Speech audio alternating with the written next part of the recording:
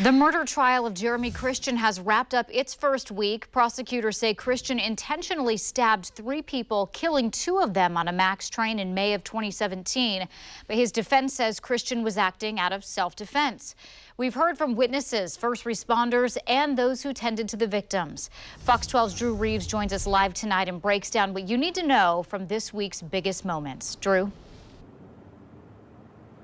Yeah, it has been an emotional trial so far. A lot of tears on the stand as witnesses are transported back to that day where 2 men died on that MAX train. And we are learning a lot from their testimonies about just what happened that day. He was yelling things like, "Go back to your country," and "This is my country." He's yelling a lot of things about Muslims. Witnesses say it was a rant about race and religion that set in motion the tragic events of May 26, 2017. They testified that Christian was yelling things about Muslim, Christians, and Jews while directing his hate at 2 young girls, one of them wearing a hijab. This week, we heard from that young woman herself. He was saying, Muslims, saying go back to Saudi Arabia. I didn't say kill yourselves. Witnesses testified that several men intervened, and when they got involved, things escalated.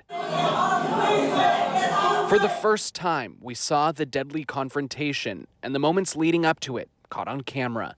Cell phone video shows shoving, and Christian is pushed toward the door of the train.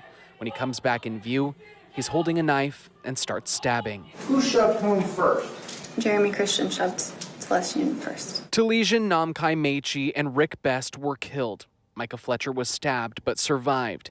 In court, Namkai Mechi's aunt says she was on the phone with him when this rant started. He told her he'd call her back and hung up. He did not call me back, and I never spoke to him again. Several witnesses also described the gruesome aftermath of that terrifying scene. The bald gentleman got off the train holding his neck, and then he got back on the train and he fell down. I didn't know where he went, and we wanted to get off the train, so we had to step over him to get out.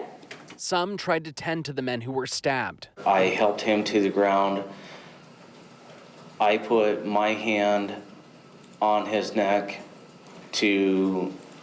for pressure to try and stop the bleeding as much as I possibly could. But for 2 of them, it was too late. At various times this week, Christian appeared to smile and shake his head during testimony. New today, we're hearing from a woman who says just the day before, she was assaulted by Christian after confronting him for another racist rant. Her injuries shown to the court. To the point where I could feel my eyes swelling up.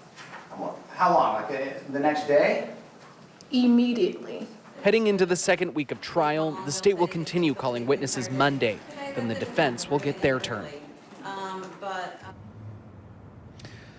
And this trial could last several more weeks. At the end of it, the jury of 14 will have to decide if Christian is guilty of murder. Live in downtown Portland, Drew Reeves, Fox 12 Oregon.